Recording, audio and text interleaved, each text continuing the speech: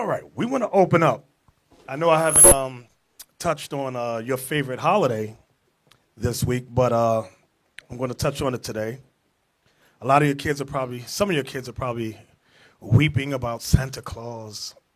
We're going to discuss the origin of Santa Claus, and we're going to discuss several things. I want to open up with Daniel chapter 7 and verse 25. The book of Daniel, chapter 7 and verse 25. And he shall speak great words against the Most High. The he here is the last ruling empire on earth, which is your friendly neighborhood white man. America, particularly America. Read it again. And he shall speak great words against the Most High. So that's from his school system, his political system, his science system. He speaks great words against the Most High, meaning whatever this Bible says, this man would speak against everything this Bible says. It says, and he shall speak great words against the Most High. Go ahead. And shall wear out the saints of the Most High. And shall wear out the saints of the Most High. Let's prove who the saints are. Give me Psalms 149:14, I think it is. Or 148:14. One of those two.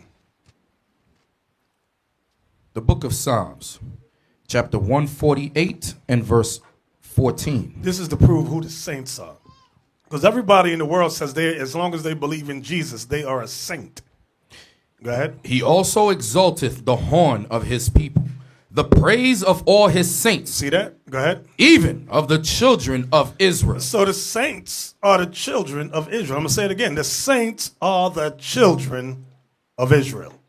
Now let's go back to Daniel 7. Verse 25, one more again. And he shall speak great words against the Most High. So the he is the so-called white man, beginning with America. Go ahead. And shall wear out the saints of the Most High. And he wore us out in slavery. He wore us out in slavery. How did he wear us out? He wore out our nationality so bad that we don't remember who we are. He wore out our culture, our heritage, our land of origin. He wore us out economically. He wore us out financially. He wore us out in all means, by all means. Go ahead. And think to change times and laws. And that's what I wanted. And think to change times and laws.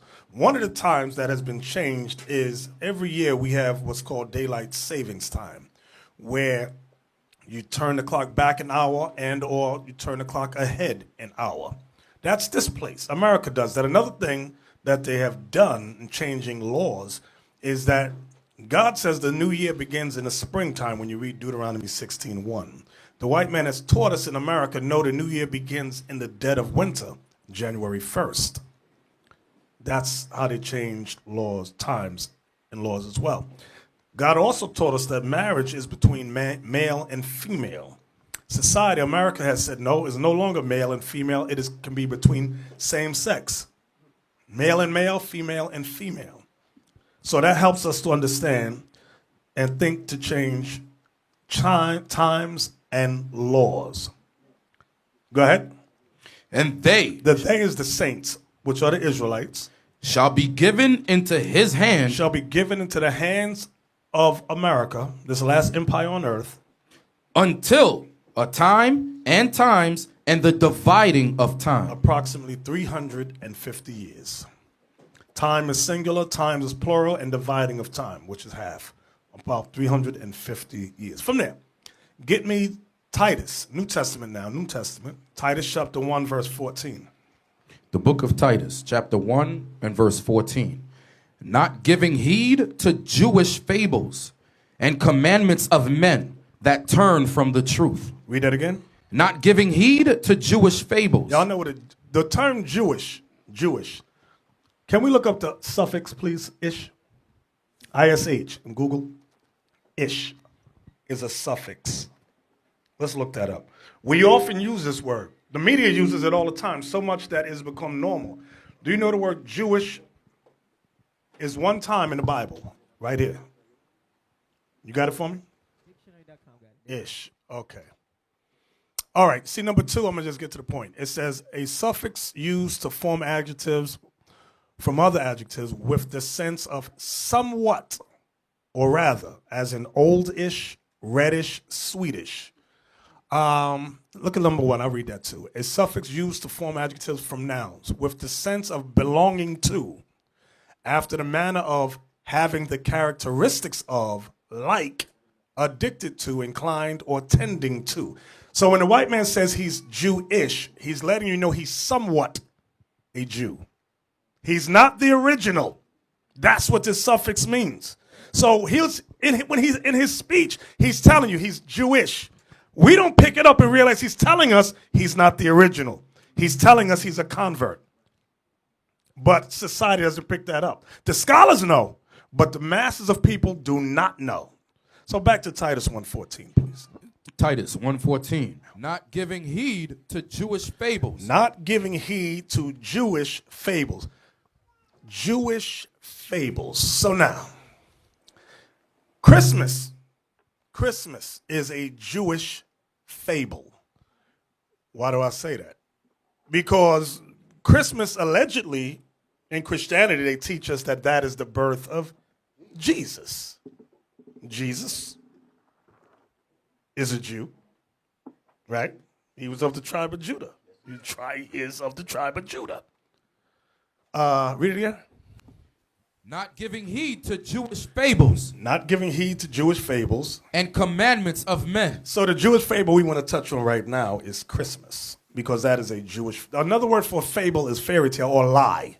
Not giving heed to Jewish lies. Because Jesus Christ was not born December 25th. Ask a Christian, challenge him. Challenge your mama. Prove the scripture. Where is it that Jesus was born December 25th? In the dead of winter. What scripture is that? You will not find it in the Bible. The only reference to when Christ was born, give me that Luke 2:40. Start there and go down. This is the only reference to what time period Christ was born. The book of Luke, chapter 2 and verse 41. Now his parents went to Jerusalem every year at the feast of the Passover. Passover subject, go ahead. And when he was 12 years old, they went up to Jerusalem after the custom of the feast. So it's telling you Christ was 12 on the Passover. So that's letting you know when he was born. You mean Christians never read this? Do you mean your friendly neighborhood white man never read this? Oh, he read this all right. You mean the Pope don't know about it? You mean the Pope don't know about that? Oh, he knows about it all right. But he goes, no, make it December 25th. So now, Abiel, let me see where I want to go first. I want you to pay close attention to me. Pay close attention to me. You brothers and sisters in the UK, pay close attention to me. We like to travel. I know, and a lot of times when you ask a sister where she want to travel, she goes, I want to go to Europe. It's always where the white man is. I want to go to Europe. You ever notice that? They never say Egypt, Africa, Arabia, no place where people of color. It's always where the white man is. Let's go over there to Europe. So, my brothers and sisters in Holland, we're going to talk about you for a second. Give me the video, Santa's Elves. We are that one right there. Let's pay attention. It's very short, so I hope your kids don't get spirits on them. Just pay attention. We're talking about the elves just for a second. Put the link up. And if your kids get spirits on them, apologize. Mommy, we're going to have Santa Claus this year. No, we're not. This is just an illustration. I grew 3 years in this now. I'm aged. So now, from there, it brought back memories to many of us in our youth, when we were young and we saw that and we would dance and cheer and run through the house around the tree singing that song. And don't say y'all didn't sing that. Maybe in Jamaica or Trinidad y'all didn't sing it. Sing it. But America, we sang that song. And we danced and hooped and hollered. And don't say you didn't either. You know you did. I watch the American Black. They don't be lying too. No, I never. No, I didn't say it wasn't over here, but I don't remember. Oh, okay. I do know about those elves, though. I heard about that thing. Abiel, give me the article about Holland. I want the article about right there. In Holland, Santa doesn't have elves. He has slaves. So now, What I want y'all to know is that Christmas, so-called Christmas, became a national holiday in America in 1870. 1870, it became a national, listen to my words, a national holiday. Some people celebrated before that, but in America it was, what's the word? Officially nationalized as a official holiday. Now, some people, like for example, you know the Charles Dickens story? Charles Dickens wrote a book called A Christmas Carol. That was 1843. But the whole nation was not celebrating. Yes, certain people still celebrating, so that's why that book was written. However, this celebration is done in the Netherlands. It was national in 1810. Listen good to what I'm saying, 1810. That's 60 years before America nationalized it, officialized it. Holland, the Netherlands, was celebrating it already in 1810 with a more, listen to my words, a more historical outlook.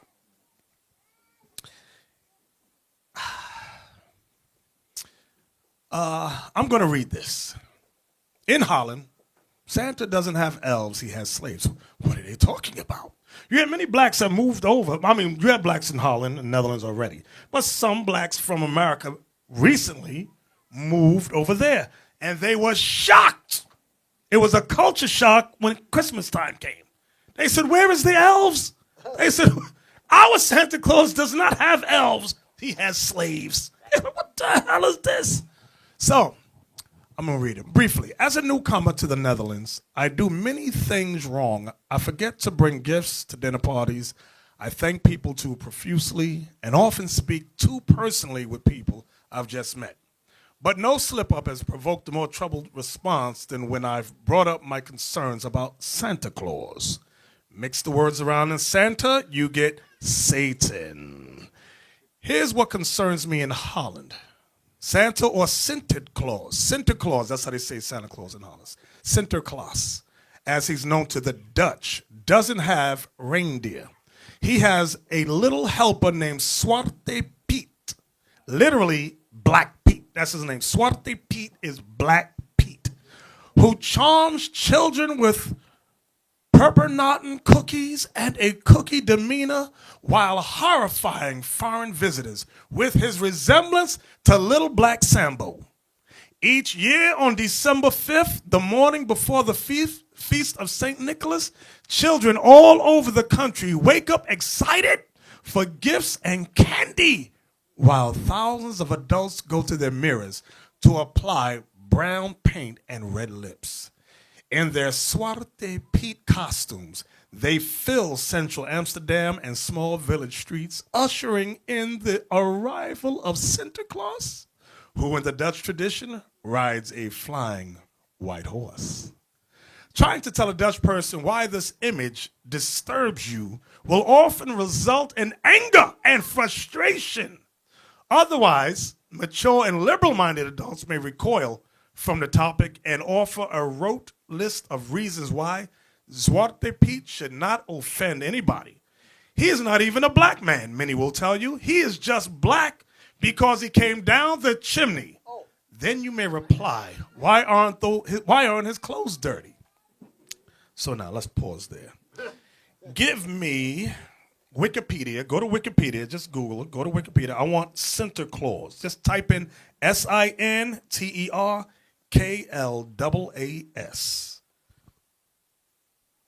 Now, these are some more of your Jewish fables.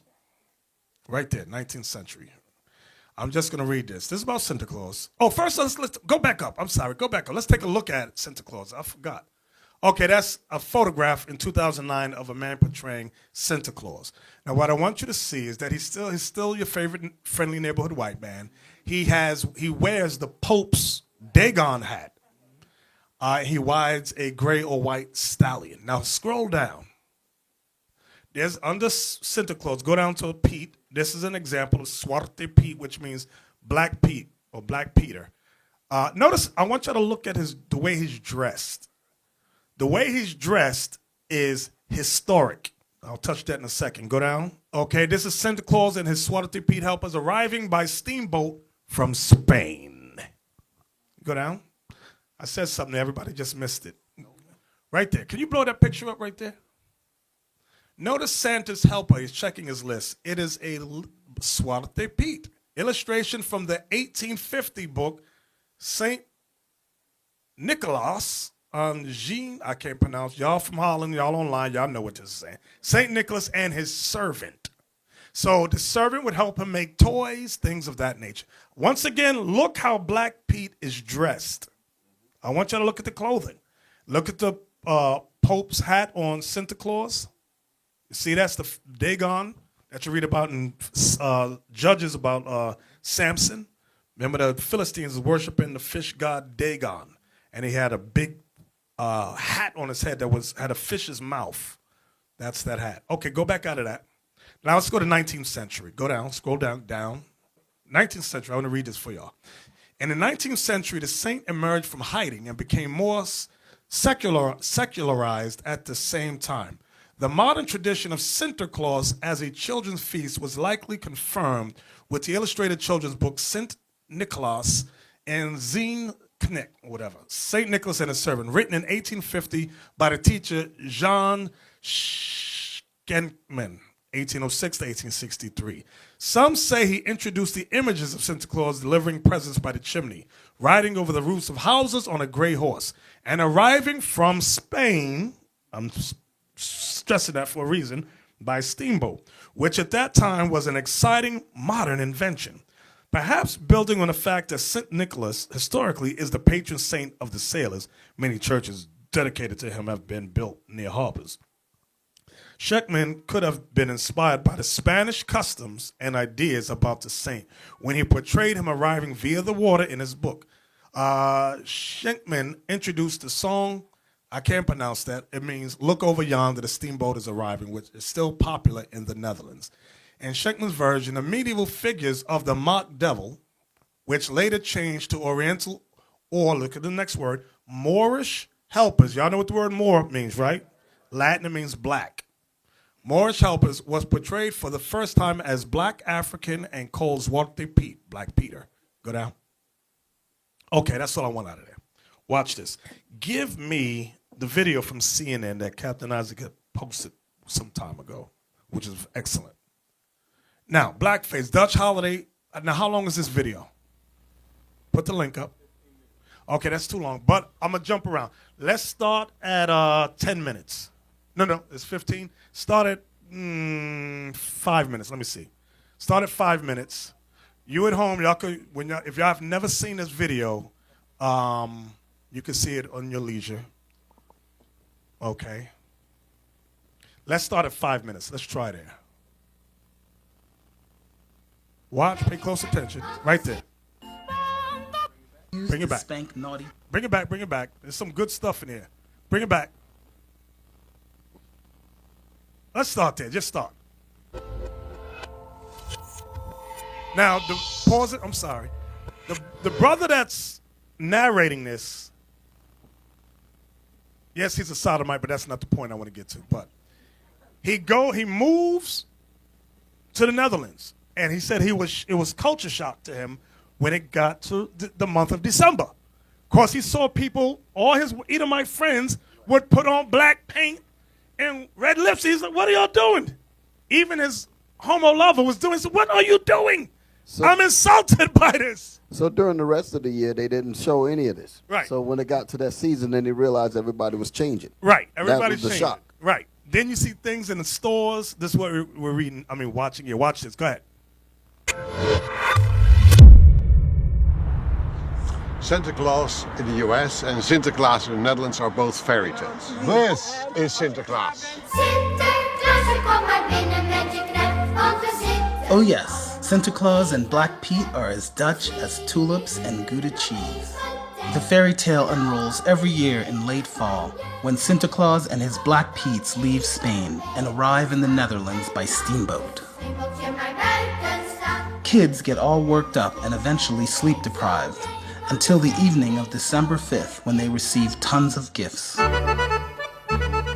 My Dutch spouse tells me when he was a kid, Black Pete held a broom made of willow branches, used to spank naughty children, and a burlap bag in which the worst behaved kids would be taken back to Spain.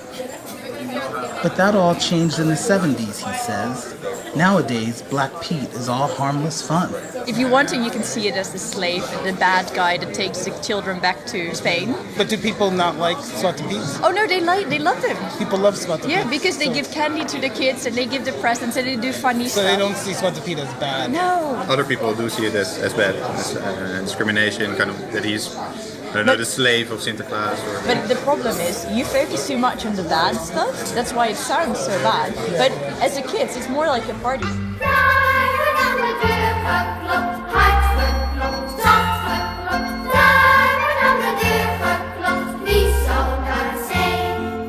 Wees maar gerust, mijn kind, ik ben een goede vriend. Want dan ben ik zwart als roet, ik meen het toch goed. I must say, looking at it from my girlfriend, it's a bit different. She looks still very nice. We're a different couple. But still the same person. Yeah. Now listen to this. See that devil? Listen to what he said. Okay, He's a demon. Yeah. My pa's son, Saint Nicholas. Wow. That's my dad. And I became a Black Pete. That's my pa. You should have saved a picture of yourself as Black Pete. No, I haven't. No. No. So in America, when they see Zwarte Piet, they're shocked. They don't know what our tradition is. In the history, there are a good man, Santa Claus, and there is an enemy, a devil. And the devil is black. But the devil was, in the history, a very angry person. Black, angry Black. person. But Black Pete is transformed to not a person who was angry, but a person who was friendly. So Black Pause it Pete right was there. an angry black man. Yeah. And now he's a happy black So I man. want Black you to Pete is just not pay racist. attention. Black Pete was an angry black man. Then he was transformed to be a good man. Now, all that goes historically. I'm going to tell you about in a second. Play on. Now he's a happy black man. Black Pete is not racism. Black Pete is not a slave. He is the friend of everyone. The earliest images of Zwarte Piet are from the mid-19th century in a book illustration for children. He is a black page, as you would have them in the 17th century, a servant to the social elite. Were these servants slaves? They were not free, so they were definitely slaves. But of course, they were not the same kind of slaves as those who worked on the plantation. Here you have a former ambassador to Morocco, and here is his slave. On the back of this page. Pause. If y'all look, I want y'all to, this is all what y'all looking at is a Renaissance painting. It's all historical. We're going to touch the history in a second, but I want you to look at Black Pete in the back with the turban on his head. This is all history. Even in the one in the front. So when he said Black Pete was an angry black man, then he was transformed, it's all historical of when, I'm going to just tell you, who knows the history on this? Raise your hand, let me see what's thinking. Only one brother? Let me hear you, Ezekiel, let me hear you. Give him the mic. Give Ezekiel the mic, let me see if you got it. We're still on video, right? I don't want you to lose the video. Okay. This is the Renaissance era. So, well, they captured our people and they made our people first slaves in Spain. Right. So that goes back to why they said they come from Spain on the boat. Exactly. Thank you, 100%. This is when the Christian whites overthrew us, 1453. They got Constantinople. They got Spain. The Moors that they captured, they forced to become Christians. This is why the ones they captured, they became the slaves of the white Christians. That's why I said Black Pete was angry at first, because he was ruling. Then he transformed to be good. They forced them to become Christians and became the servants or slaves of the Caucasians. Right, that's when they became good. This is the history behind this that they're alluding to but not coming out straight and telling you. Let's play on. Were these servants slaves? They were not free, so they were definitely slaves. But of course, they were not the same kind of slaves as those who worked on the plantation.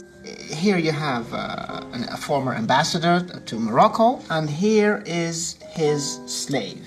On the back of this painting is his name. He's called Thomas, and he's 15 years old. And he's wearing a metal collar around his neck, like a dog.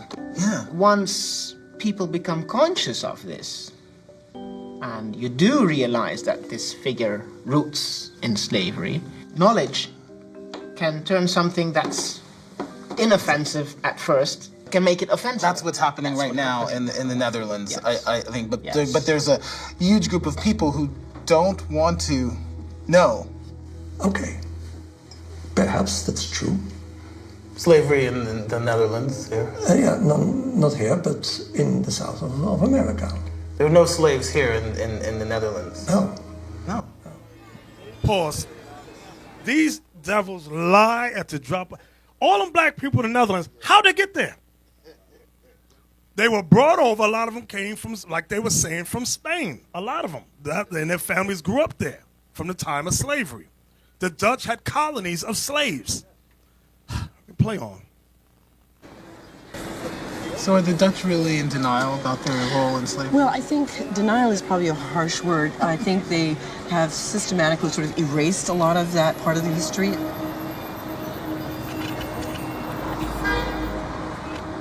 In 1863, when slavery was legally abolished here in the Netherlands, it really wasn't the end of slavery. Wait, the pause. owners... She says slavery was abolished in the Netherlands in 1863.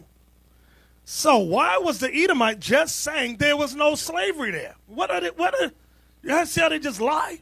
Go ahead, play. I'll try not to. Were compensated along with other colonial empires. So they were compensated, but the slaves weren't. Exactly. They were compensated and demanded that they be compensated for abolishing slavery. It's so upside down. It is. But the enslaved were required to work 10 more years, and when the 10 years was over, you can go now. That was all that you heard. The Dutch seem to have a short memory when it comes to their role in slavery. So the whites were compensated financially for slavery being abolished. Whites got reparations. Right. They got money. We apologize for abolishing slavery. Right, so and gave them money. Then the blacks didn't get nothing. Go ahead, I'm sorry.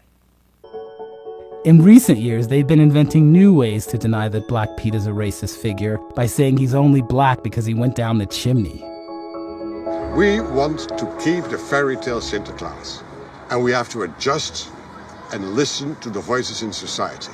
Black Pete, we call him nowadays Chimney Pete. Pete came down the chimney. And then, because he didn't wash himself, became black, and finally Sinterklaas said, go to a shower, as everybody knows we should wash ourselves. And we started to wash them. But if you are 100 years in a chimney, it's coming not off that easy. You'd go down the chimney, and apart from becoming black, And that turns your hair also curly. Yes. And your lips red, so your lips don't get black. Your lips go no, red. They go red. Crazy. And the rest of your clothes stay perfectly clean. Yeah, perfectly clean. How much of this is commercial? 100%. Of course, it's about selling as many gifts, as many items for children as you can.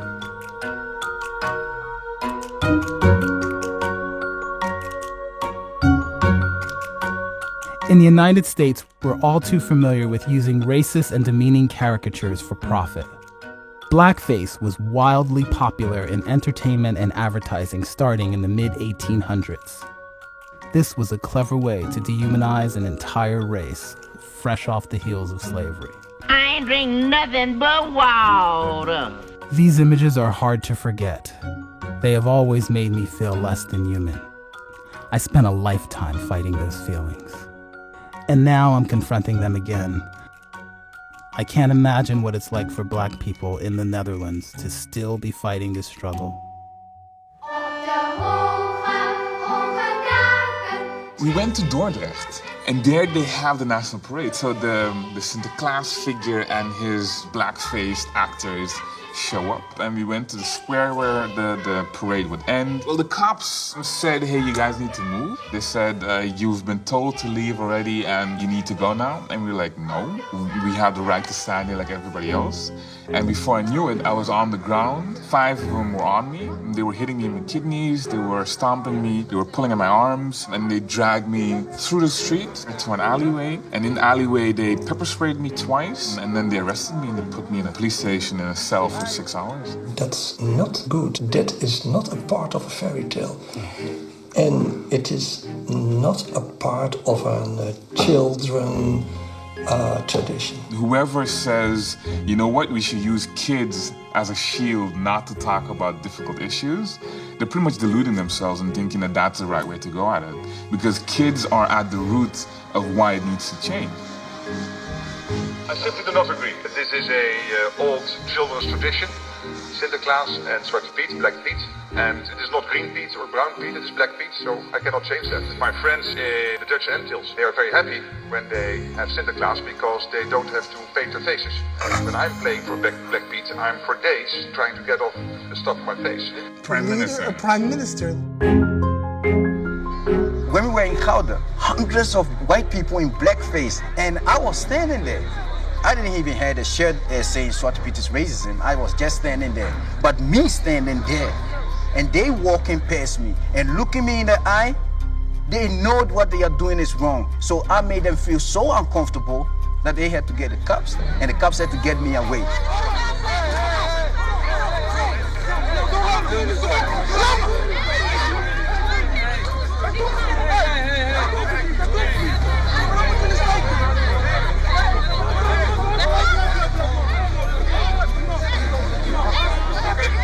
This one says, when the police arrested you, they made one mistake, and that's that they forgot to use their weapon on you. That's this one. Oh my God. There's so much more. Hold on. Get the F out of this country, and soon you will be on the news, being raped and dumped in a container. That's what's going to happen to you. This is just one of the thousands I had. Look, all of this, I didn't even open. No, it's too much.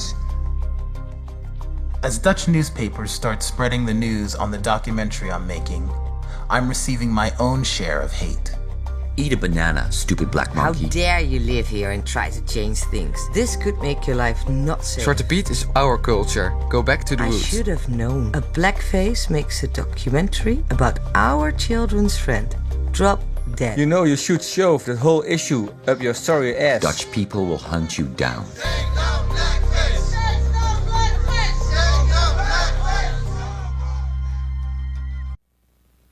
I was listening to some of the comments that the people are saying against the journalists that's exposing all of this. And the comments, some of the comments were, how dare you come here and disrupt our culture and what we're doing here. And earlier in the presentation of the video, there was a part where they said about Pete coming down the chimney. And they said that he was made black because of the smut that's inside the chimney. And then people began to challenge that by saying, well, why come his clothes weren't dirty as well? So this story, or the tale, has a lot of holes in it. But to show you how disciplined they are as far as keeping tradition, which is what these emails are saying, the same thing, how dare you change it, regardless if it's wrong or not. We understand that we must back it even in its wrongness, because it represents our solidarity in what we believe in. So they're not going to change their mind regardless, and they all agree with it. They all agree with it regardless of what facts you bring. And in addition to what you're saying there, which is correct, the black people, our people that are in the Netherlands, what do they have a problem with celebrating Santa Claus, or is it Black Pete? It's only Black Pete. So if you change that whole lie into an elf, those black people will be happy. That's the evil behind the whole thing. They just don't want to be pointed out historically as a slave. But when we go through the scriptures, God says the entire thing is evil and is satanic. But our people have not woken up to that. Let's go back to the video. I'm invited to a family celebration.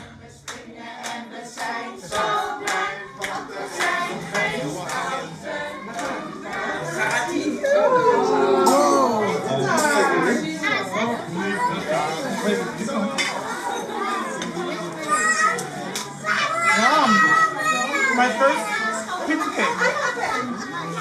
It's delicious. We all grew up with Santa Claus, and well, it's just one of the most happy days of the year for children. So it's our way of being a small child again. Yeah.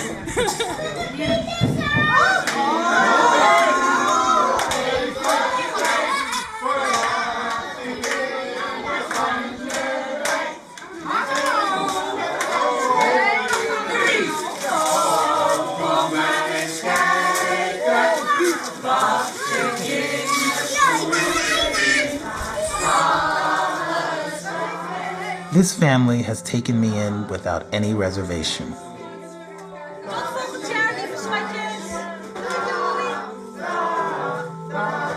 They're lovely people who don't seem to mean any harm. Or is it that they choose to look the other way? The challenge is being able to see the other person, meaning the people of color, as your equal. My experience as a black person is equally as important as your tradition. And if we can see that and we can come to terms with that, then you'll say it's important that we make this tradition so that it's inclusive of all people. This is the idyllic town of Monnickendam, where the Dutch have gathered to say farewell to Santa Claus and his Black Pete's for another year. I'm about the only real black person in the crowd, and I see some people staring at me. I have never felt this uncomfortable since moving here.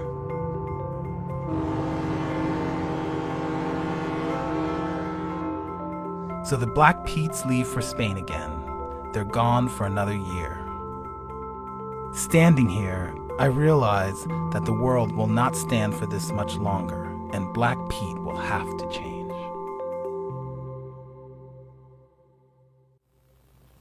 Well, alrighty then. So now, get me Jeremiah 10. I'm telling you, the only problem they got is the Black Pete part. They want the rest of the lie. But let's see what God says about that.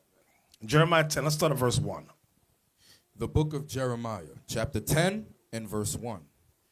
Hear ye the word which the Lord speaketh unto you, O house of Israel. So the Lord is speaking to the Israelites. Go ahead. Thus saith the Lord, learn not the way of the heathen. Learn not the way of the heathen. These customs that we keep today, like Christmas, is a way of the heathen. What heathen nation taught us? Christmas, Santa Claus and all that? The so-called white man. He is the heathen nation. During the time when Jeremiah wrote this, Jeremiah was prophesying about Babylon, because we were about to go under Babylon, which are the modern-day Ethiopians. Read. And be not dismayed at the signs of heaven. For the heathen are dismayed at them.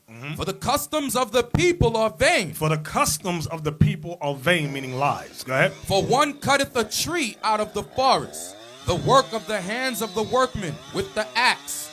They deck it with silver and with gold. They decorate that tree with silver and with gold. Go ahead. They fasten it with nails and with hammers, that it move not. So today we use a tree stand so it don't move, so it don't fall down. But there was a myth back then that the tree could walk if you did evil. Go ahead. They are upright as the palm tree. Right. Back during the time of ancient Babylon, they used the palm tree. But now, more modern time, they use the evergreen tree today. Go ahead. But speak not. They must needs be born. The word born, B-O-R-N-E, means carried. The tree must needs be carried. Go ahead. Because they cannot go. Be not afraid of them. Listen good to this. Be not afraid of them. For they cannot do evil. For they cannot do evil. Go ahead. Neither also is it in them to do good. They can't do evil. They can't do good. Now, what does that part of the verse have to do with the whole Santa Claus crap? In America, they teach you, I forgot. He knows when you are sleeping. He knows when you are, you know that one? He knows when you are bad or good, so be good for goodness sake. Oh, now that's in America. In Holland, in Netherlands, they said if you're bad, black people put you in a burlap bag, carry you to Spain, and whoop the hell out of you. So all little white kids are terrified of Black Pete, If I'm bad, he'll put me in that bag and carry me back to Spain. That's what they're saying. So the Most High from Jeremiah chapter 10, the whole thing is satanic and evil. But our people in the Netherlands say, no, only take out Black Pete so we can all be equal. No, the whole thing. That's why God ain't rolling with our people out there. Even here in America, only time our people speak out against Christmas is not because it's a satanic holiday, but they say, oh, well, if we hit them economically, then they'll do what we want. They'll make us equal. Our people are simple as hell here. That's not going to make us equal in the sight of the so-called white man. Okay, watch this. Now, get me Google. Let's get the book Nature Knows No Color Line. You should already have it up there. Show the book cover. If y'all don't have this book, get this book. It's called Nature Knows No Color Line by J.A. Rogers. Okay? Okay, let's go inside the book to page 63. Let me look. Yes, right there. So I want y'all to look, see the pictures right there? Zoom in on the bottom. Moorish, listen to Moorish chess players of Spain. See that? You see the blacks playing Spain? The Moors introduced the Moors introduced chess to the world. Now, I know some of y'all thought it was the white man. It was not the white man. The black man brought in chess. From the 13th century, I can't see that next word, of something. Note the white servant. So there's a white servant there. Now, if you look at the blacks, they're playing chess. All right, go back up now. Now let's look at the prince. Let's go back up. Okay, these are some of the Moors. Okay. Now, remember, the term Moor represented two groups, two factions of blacks. You had the most popular ones, you had Muslim Moors and you had Jew Moors. Now, let's go over to the side. Okay, watch this. The very bottom says, British families, top left, the Moors of Yorkshire, including Sir Thomas More, Chancellor of Henry VIII. We all heard of Henry VIII. His chancellor was Sir Thomas More. Let's go up to the top. That's him in the middle. Correct me, right? With the hat. That's Sir Thomas More, the third one from the left side. Henry VIII is the one that's over the coat of arms, the first one, the largest one. The next one is Princess Anne, and the one over there in the corner, the last one is Queen Elizabeth. So this is the history we're not being taught in America. Queen Elizabeth I, the real one. So y'all see Henry VIII top left with the two double earrings. That's Henry VIII. His chancellor, Sir Thomas More, is the one in the middle. So now, when we go to the side here, it says Negro ancestry in the white race. You got Germany 126, Holland 53, Italy 24. He found, so J.A. Rogers, when he went throughout the Netherlands, throughout Europe, he found all these black images that we're not taught about here in the United States. It says, later, with only little research, I found 162 of the latter with one or more Negroes. Who were these blacks? Wade, Grand Mason, and some others say they represent Moors, whom the Crusaders fought in Spain and Palestine. Let me read that again. Who were these blacks? Wade, 43, Grand Mason, 44, and some others say they represent Moors, which means blacks, whom the Crusaders fought in Spain and Palestine. Some, as Gauss says, represent trade and exploration, that is, of whites who adventured in black men's lands. For instance, Sir John Hawkins, father of the English slave trade, had a bound Negro in his coat of arms. Both these views are right only in a very small way, because they do not explain why so many of these families with Negroes are named Moore, Blackamoor, and the like. McRitchie is correct when he says that families with the name of Moore, Maurice, Morrison, and other derivatives of Moore had Moors as their ancestors. He adds, nor can the Moors of heraldry be explained. Heraldry means these coats of arms.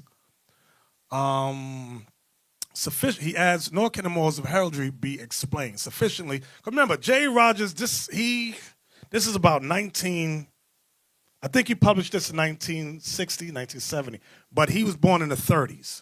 I can't remember. Find out when that book was, not you. Abigail, somebody Google on their phone. When was this published? Okay, so I want you to look at these images. I'm going to read this part again. He adds, nor can the morals of heraldry be explained sufficiently on the theory that the founders of families bearing spurs in assisting Spaniards to now see that there we go. 1952, thank you. So this was published 1952, thank you.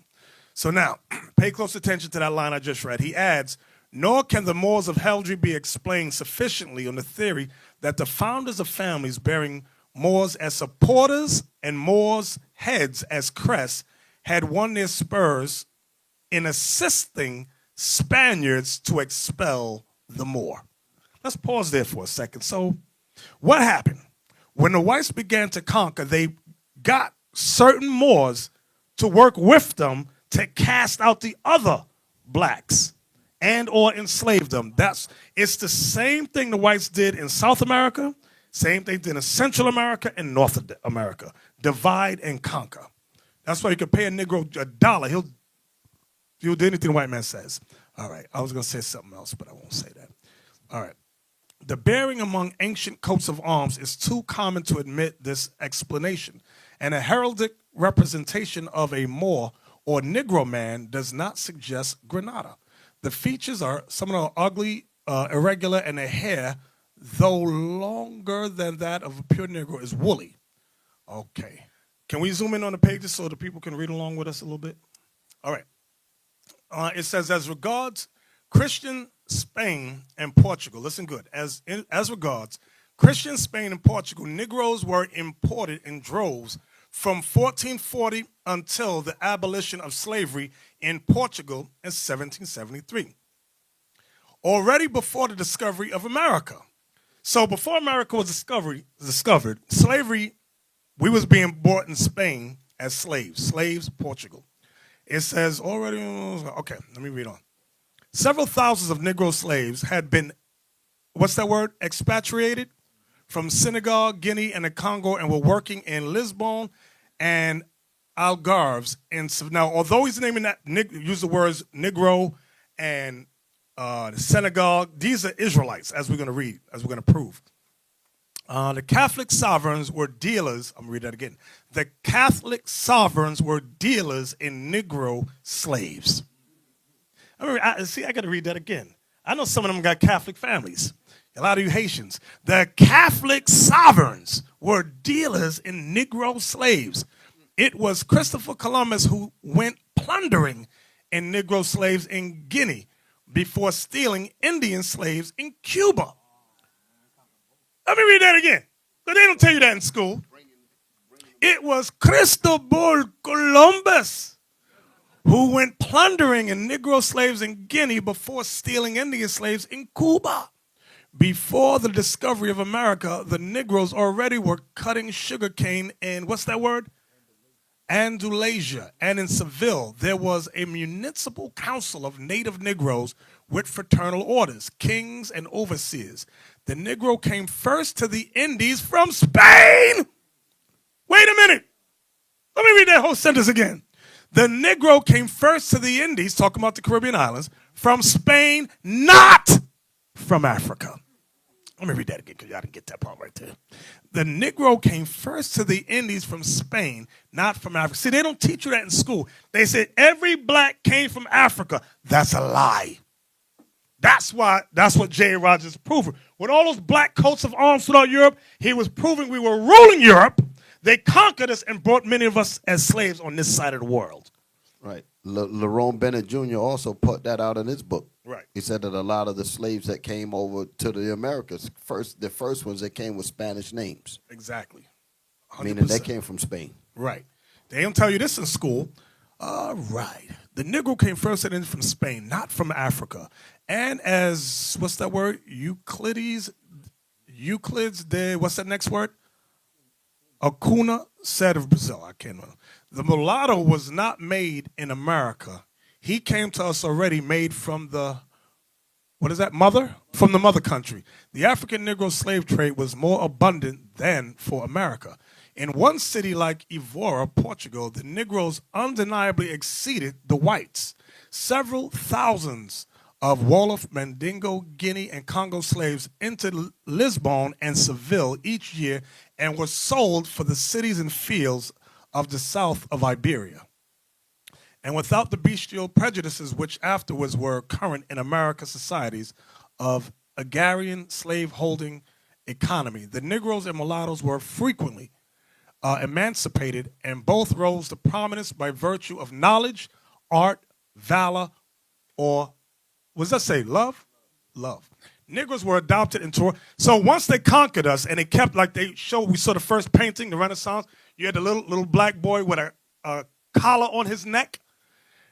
If he had any of those characteristics, they rose up in prominence. This is after the Renaissance, from the 1453 on up. This is before the 1620 slave trade of North America. Negro, I already read that. Okay, so now, I'm gonna let that go. Give me the next one. I had something else. Give me the video, Moors in Europe 4. It's a video on YouTube, this one. Moors in Europe 3, right, this is it. Who was that head-banded man?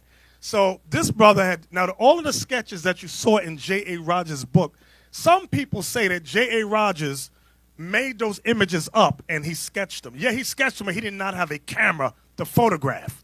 That was back in the 50s.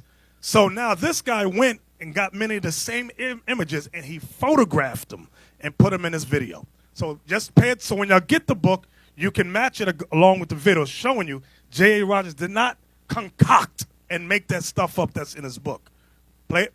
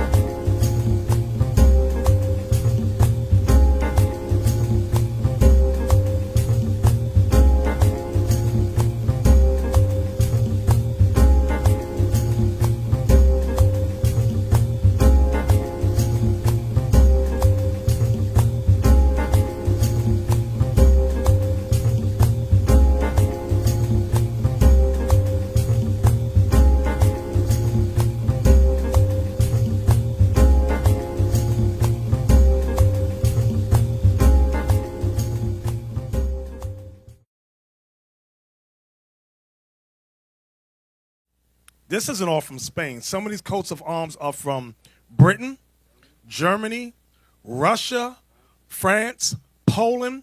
We're going to read this. We rule the earth. This is what the white man has kept secret for all these 400 years from us. Tell y'all all come from Africa. You a bunch of monkeys, jungle bunnies. Y'all have no history. We don't. Anyway, we're moving right along. And we go, okay. Right. They try to cover up their history about the destruction of Jerusalem in 70 A.D. And out of that history, you had a lot of Israelites that fled down into the interiors of Africa. I'm sorry, I forgot something. We read earlier that we were ruling in Spain and Palestine. Right. We read that tonight. We sure it just did. popped out of my head. We were ruling Palestine. That was our homeland. And in some of the history, in some of the history records, you read about the parts where Israel that wanted to stay in Jerusalem and secure it. When the Romans came in, they took a lot of Israel into Rome and made slaves out of them in the arenas. Okay, and in 193 A.D. was Septimius Severus and the gladiators that was with him. They rose up and overthrew the whole Roman Empire. Those were the gladiators. Like when you watch that movie Gladiator, that movie itself illustrates that section of the history. That's why they named him Septimius. That was a black man. Okay. Watch this. Give me Revelation chapter 11, verse 7.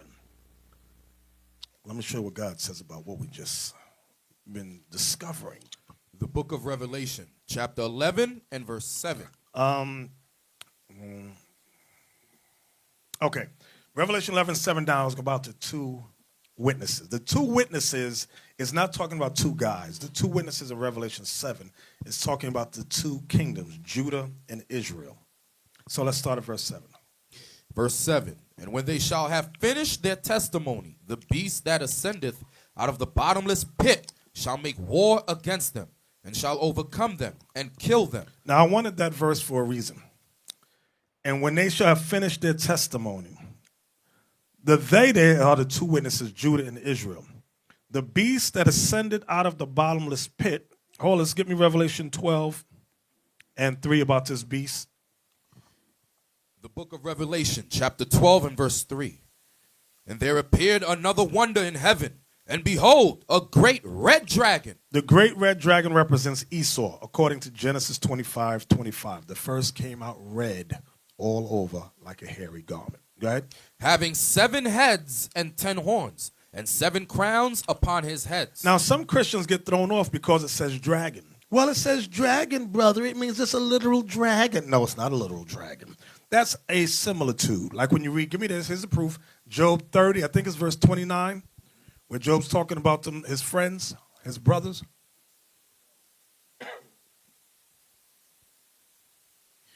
Job chapter 30 and verse 29. I am a brother to dragons. See that?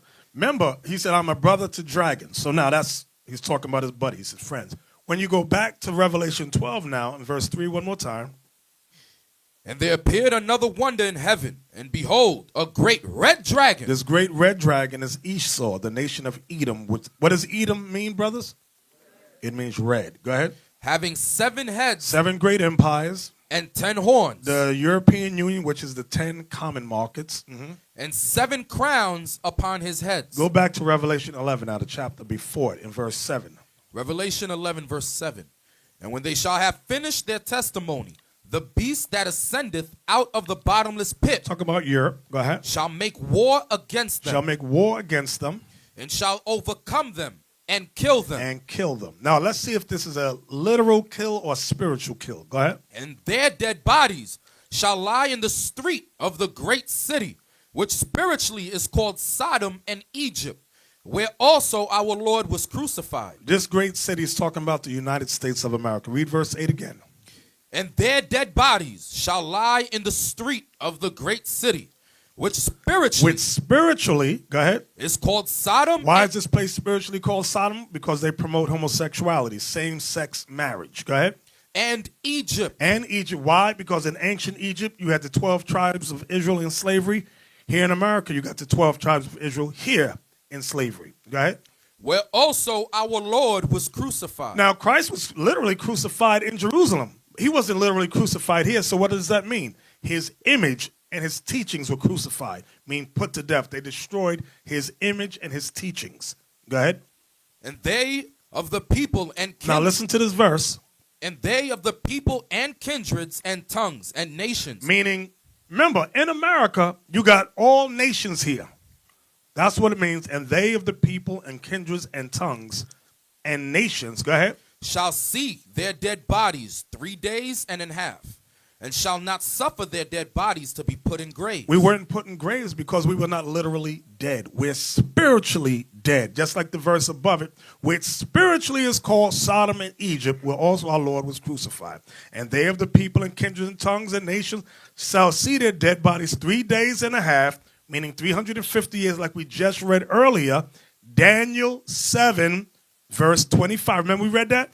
Hold that. Some of you forgot. Hold that. Get Daniel 7:25 again. Daniel chapter 7 verse 25.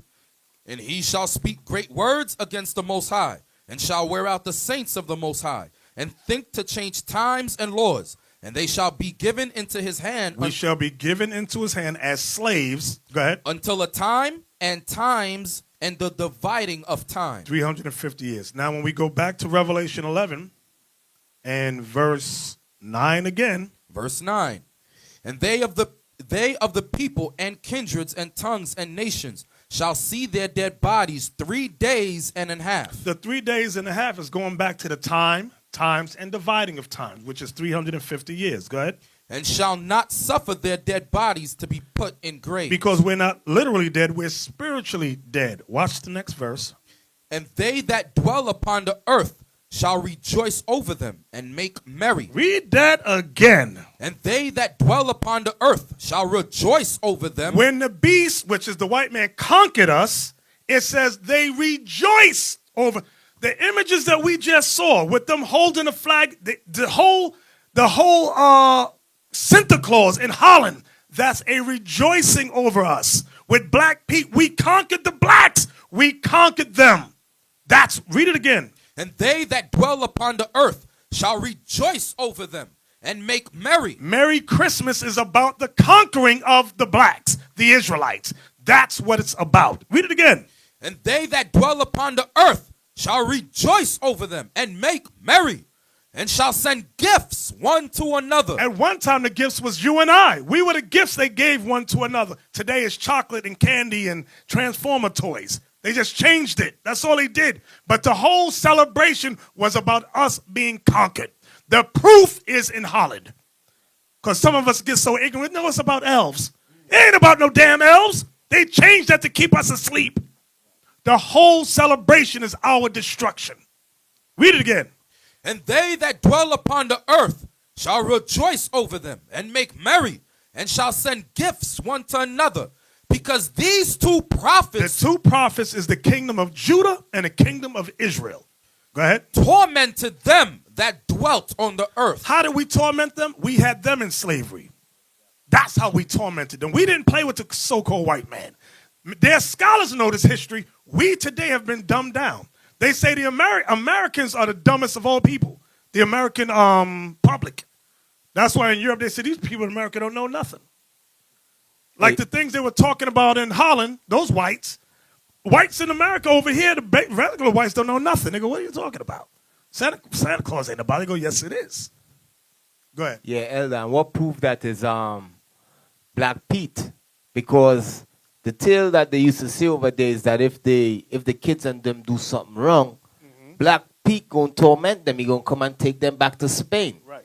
Proving that goes back to the history that say that we tormented them. All right, so we used to torment them. They used to scare their kids, telling their kids, listen, Black Pete gonna come for you if you misbehave.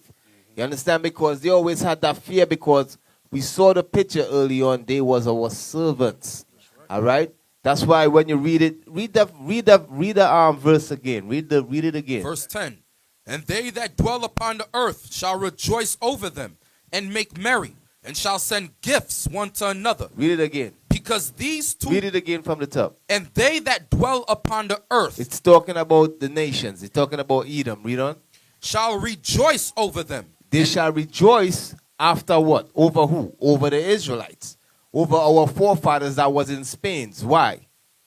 And make merry, and shall send gifts one to another. I make merry, meaning Merry Christmas. That's when Christmas, the Christmas celebration that is being done today, it started after we was conquered in Spain. You understand? That's when that Christmas celebration started. If we could go all the way back to Daniel 10, but that back then is different. When the white man celebrated it in the 1600s, it was because of the conquering of our people. All right? When you read it, that's what the verse is saying. Read it again. And they that dwell upon the earth shall rejoice over them and make merry, and shall send gifts one to another. So they start sending gifts to one another, and they start making merry Christmas. Why? Read on. Because these two prophets tormented them that dwelt on the earth. Because at one point in time we tormented them. After 193 AD, when we conquered Rome, that ushered into the dark ages, and we started ruling over them, and we conquered them, and we tormented them. All right, so that's what happens. So after they get back into power, they say, let's make merry and give gifts one to another. Because these two prophets, they had us in slavery for a minute. You understand? So let's do this celebration, and that's where that come from. You understand? And that's why they teach their kids, listen, Black Pete gonna come for you and take you to Spain, because that was our headquarters where we was at, ruling from Spain. All right, so now they know, so we know today exactly where Christmas came from. You all should not be confused where that come from. As I said, when we read Daniel 10, the Babylonians and them used to celebrate it. Jeremiah 10, 10:1, the Babylonians used to celebrate it. But today, where the white man get that from, and the reason why they celebrating it is because they conquered us. Right. Real quick. We watched a documentary earlier about the brother that went to the Netherlands, and he mentioned he went to the house. He showed Black Pete having a thing in his hand. He said he whips the kids and they're bad. You know what I'm talking about, Elder? Look up Krampus real quick, please. Krampus. That movie came out, I think, this week or last week. It's coming out. It's called Krampus. It's an evil demon that kidnaps or destroys evil kids. He's like the alter ego of Santa Claus. But Krampus is Black Pete, and I have it here. That's what that guy, the Edomite, said to the guy. He says that Black Pete started off as a black demon, then he turned good later on. I'm going to show you how. Look right there. Now look what he's wearing there. He's carrying that bag right there. See the birch in his hand? The thing he has in it says that Black Pete had in his hand in the documentary. The exact same to whip the little kids. Now go to Wikipedia and look up Krampus. Okay, read that. It says Krampus. Wait, right here. It says, although Krampus appears in many variations, most share some common physical characteristics. He is hairy, usually brown or black, and has cloven hooves and horns of a goat. His long pointed tongue lolls out. That goes to the Edomite said that he started off as a devil. An angry black man. It says Krampus carries chains, thought to symbolize the binding of the devil, which is he's a slave. It says he thrashes the chains for dramatic effect. The chains are sometimes accompanied with bells. That goes back to the yokes around our neck with the bells. Yeah, go down. It says the birch branches he beat kids with are replaced with the whip in some representations. Sometimes Krampus appears with a sack or wash tub strapped to his back. This is called a card of evil for evil children, blah, blah, blah, to the point. It says some of the older versions make mention of naughty children being put in the bag and being taken. This part of the legend refers to the times that the Moors raided the European coast as far as Iceland to abduct the local people into slavery. This quality can be found in other companions of St. Nicholas, such as Zwart Piet. So Krampus is Zwart Piet. That's what we tormented them in Revelation 11. We took their kids and put them in slavery and brought them back over there, as far as Iceland, because we were overthrowing the Edomites. And they said, he's a demon. Then when they conquered us, he became a good black man. He became a good black boy when they conquered us. So he started off. So they made us Christians. Right, made us Christians. So he started off as that black demon with the horns, and we overthrew them in Spain. Scary niggas is gonna kill us. These evil demons, and gave us that pagan demonic look of old time, and they made St. Nicholas also a demon, a white Santa Claus. That white version comes from paganism also. So they whitewashed St. Nicholas, made him a white demon in the North Pole, and then they blackwashed us, well not blackwashed, but they made us demons, and Saint Pete as Krampus. So Krampus is Black Pete basically. Right. So in America, they changed Black Pete to an elf. That's what they did. It's still a magical evil And a demon. creature. Demon. Exactly. So where we at, Captain Isaac? Revelation 11:11. Yes, sir. And after 3 days and a half. So after 350 years, pay close attention.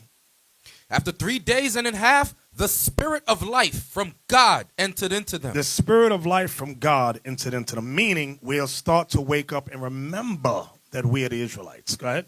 And they stood upon their feet. We're in the beginning stages now trying to stand upon our feet. Go ahead. And great fear fell upon them which saw them. So as the nations see us standing up as Israelites, servants of the one true God, the Bible says great fear shall fall upon the nations. Because the nations know that once we wake up, Christ is soon to make his second coming. They're not afraid of Black Lives Matter. They're not afraid of that. Donald Trump showed you that when the Negro went up in his meeting. Black Lives Matter went in, what's the old Edomite's name? The old guy with the white hair. What's his name? He's running for president. Bernie Sanders, thank you. Black Lives Matter went and Bernie Sanders, they took over the mic. So they said, we're going to do the same thing to Donald Trump. Donald Trump said, okay, y'all go ahead and try that. Negroes went up in there, they got the beats down. They got beat down and cast out. So our people say, well, listen, let's hit them economically. Let's not celebrate Christmas. They trying to get solidarity by hitting Esau economically, but we must do it through the word of God. We're not supposed to celebrate Christmas, not because we're trying to offend Esau economically, but because the one true God says don't celebrate it, according to Jeremiah 10, 1-5. That's when the power will come. Now, back to verse 11, one more time. And after 3 days and a half, the spirit of life from God entered into them. And they stood upon their feet, and great fear fell upon them which saw them. Give me 1 Kings 8:47, saying the same thing. Solomon, in his prayer, he saw prophetically Israel waking up. Watch what he says.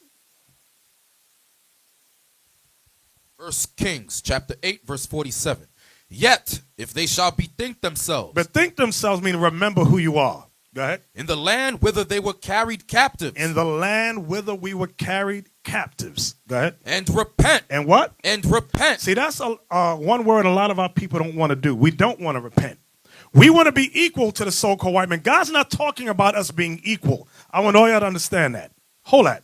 Give me Deuteronomy 7:6. God, the Most High God, y'all read this Bible? He's not talking about us being equal to the other nations at all. That's your vain imagination. This is what the Most High says. Deuteronomy chapter 7 and verse 6. For thou art an holy people unto the Lord thy God. The Lord thy God hath chosen thee to be a special people unto himself, above all people that are upon the face of the earth. So God is not talking about equality. The Bible, you will not find God saying, I want you to be equal to the nations. That is democracy, democratic lies. Now, the black woman in the CNN documentary, she says, take away black people because we all want equality. That's not what, now that might, to your ears, you go, oh, that sounds good. That's not the plan of the Most High. His plan is to set us on top of all races. That's where the root of the word racism is race. Meaning it is a race of power. Every nation is racing for power. Nobody, listen good, there's no such thing as equality amongst the nations. You think the Chinese want to be equal with us or anybody? The Chinese is in a race for world domination. The Arabs are in a race for world domination. That's what racism is about. The word race means competition. The word race itself identifies competition. Now, go back to 1 Kings chapter 8:47. 1 Kings chapter 8 verse 47. Yet, if they shall bethink themselves in the land whither they were carried captives. That's what Revelation 11 was saying. And after 3.5 days, the spirit of life from God shall enter into them. Meaning, remembering that who we are, that we're the Israelites. Go ahead. And repent and make supplication unto thee in the land of them that carried them captives, saying, we have sinned and have done perversely. We have committed wickedness. And so return unto thee with all their heart, and with all their soul. And That's the only reason we were conquered, because we sinned against the one true God. It's not that the white man was more powerful than us. No, not at all. We sinned. The Most High took his spirit from us. Go ahead. In the land of their enemies. In the land of what? Their enemies. Go ahead. Which led them away captive, and pray unto thee toward their land, which thou gavest unto their fathers. That's why when we stand and do the prayer, we always face Jerusalem, because Solomon prophesied that we must do that. Go ahead. The city which thou hast chosen, and the house which I have built for thy name. Then hear thou their prayers and their supplication in heaven, thy dwelling place, and maintain their cause. See that? We want the Most High to maintain our cause, meaning we want God to be with us. He says he's only going to maintain our cause if we repent and bethink ourselves. He said, then I'll be with you. Give me Hosea 3 and 4. This goes back to what Deacon Laba was saying about images. The book of Hosea, chapter 3 and verse 4. For the children of Israel shall abide many days without a king. Without a king. And without a prince. And without a sacrifice. And without an image. And without an ephod. And without teraphim. Afterward shall the children of Israel return and seek the Lord their God and David their king. Read that one more time. For the children of Israel shall abide many days without a king. And without a prince. And without a sacrifice. And without an image. That's the part I wanted. We shall abide many days without an image. And this is what as we're waking up, we're trying, the Most High is revealing to us our ancient images of what us ruling, how we dress, things of that nature, what the Bible is saying. He's restoring that to us. Image is very important. So when you hear certain Israelites say, oh no, you're not supposed to have any images. They don't know the Bible. And they hate the black image of Christ and the angels. I'm going to tell you straight. That's what they hate. And they are against that. They say no images. The Bible says we always had images. And that's why it says here that we would abide many days without an image. Hold on. Give me that in 1 Maccabees 3:48. Watch this. The book of 1 Maccabees, chapter 3, verse 48. And laid open the book of the Lord, wherein the heathen had sought to paint the likeness of their images. The heathen took our book and painted their images in our books. That's when they started conquering us. So what good would it be if the biblical matriarchs were white? Why would the white man think or need to paint them white if they were already white? Does that make any sense? No. The images in our Bible, in our records, were black images. That's why the heathen painted the likeness of their images in our records. So now go back to Hosea 3 and 4 one more time. Hosea chapter 3 and verse 4. For the children of Israel shall abide many days without a king, and without a prince, and without a sacrifice, and without an image, and without an ephod, and without teraphim. Afterward shall the children of Israel return. Afterward shall the children of Israel return. Return to what? Return to the knowledge of who we are. We are the children of Israel. That's who we are. The term, I always tell you the term more. You have groups of blacks today saying, we're more, we're Moors, we're Moors. That simply means black. That's not identifying a race. The racial name for us is Israelites, not Moors. Muslim is a religion. Christianity is a religion. Israel is our race. That's our identity. That is our nationality. That's what God is saying here. Read it again. Afterward shall the children of Israel return and seek the Lord their God. That's what we're doing now. That's what we read in 1 Kings 8. That's what we read in Revelation 11:11 in a similitude. Go ahead. And David their king. When it says David their king, because you got some dumb Israel said we're supposed to look through the earth looking for King David. When it says David their king, it's talking about Christ, because Christ came from the lineage of David. Can we prove that? Give me that in Acts. It might be chapter 3, chapter 2. 29 and 30. Acts chapter 2. Because people were asking Peter and them about King David. Watch what he says about King David. So some of you in here might secretly be looking for David. You hold your breath. When you find King David, you let me know. The book of Acts, chapter 2, verse 29. Men and brethren, let me freely speak unto you of the patriarch David. Patriarch means forefather. of the forefather David. Go ahead. That he is both dead and buried. That he is both dead and buried. Go ahead. And his sepulture is with us unto this day. And his tomb is over here. Go ahead. Therefore, being a prophet, and knowing that God had sworn with an oath to him. Because David was a prophet. King David was a prophet. Therefore, being a prophet, and knowing that God has sworn with an oath. Go ahead.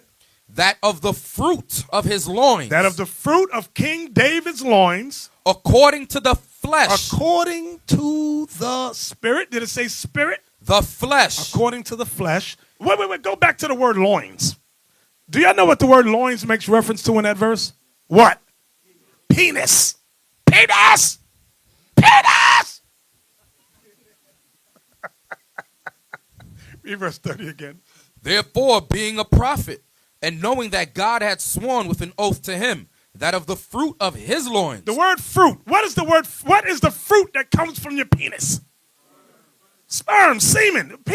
Christians get stupid as hell. Oh no, I muffed my ears. I can't hear that. You're an idiot. That's why they talk about Mary had a little lamb. That's why they talk about immaculate deception. Because they refuse to accept the scripture. Read it again, 30. Therefore, being a prophet, and knowing that God had sworn with an oath to him, that of the fruit of his loins. Of the sperm of his penis. According to the flesh. So it ain't spiritual talk. Peter says, according to the flesh. Go ahead. He would raise up Christ to sit on his throne. Proving there is no immaculate conception. Everybody understand that? If y'all confused, because it says, according to the flesh, Christ would raise up Christ to sit on his throne. So back to Hosea now. Go back to Hosea now. It was 3 and verse 5. Verse 5. Hosea chapter 3 and verse 5. Afterward shall the children of Israel return and seek the Lord their God and David their king. Meaning Christ. Go ahead. And shall fear the Lord and his goodness in the latter days. And we're living in the latter days now. So Hosea was in the spirit of the Lord. He said in the latter days, this is what's going to happen. So many people, that when the Christians say ignore the Old Testament, you know there's many prophecies that have not been fulfilled yet, like the one we just read. The one in Kings has not been fulfilled yet. We're in the midst of it now. We're in the midst of prophecy now, okay? From there, get me Deuteronomy 28. So when the nations rejoiced over us and made merry and gave gifts one to another, because these two prophets, meaning Judah and Israel, tormented them, goes back to what we're reading here. Deuteronomy 28. Give me verse 32. Deuteronomy 28, verse 32. Thy sons and thy daughters shall be given unto another people. So in the 1453 began the conquest. Understand, the Renaissance era began around 1453. They conquered Constantinople. They conquered us in Spain. They conquered us in Rome. They said, don't call them by their biblical name. Call these groups Moors.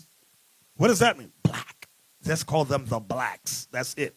They conquered. That's when they began to conquer us. Read again.